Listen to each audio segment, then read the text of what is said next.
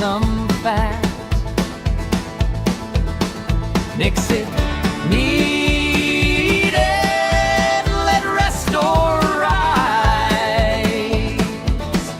Tourn that bread.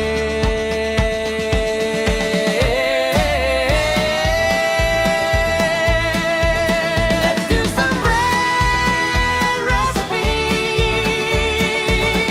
Bread recipe project.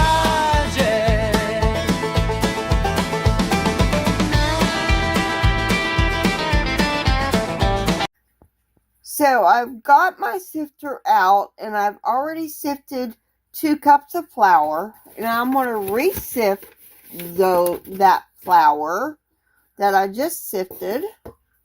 We're going to sift it one more time, but we're going to add a half teaspoon of salt and 2 teaspoons of baking powder to this.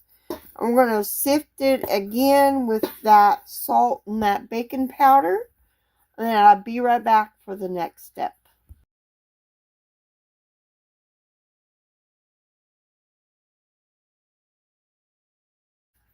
So to our sifted flour, we're going to add 1 cup of sweet cream to this. And I'm using whole milk, fresh cow's milk to this.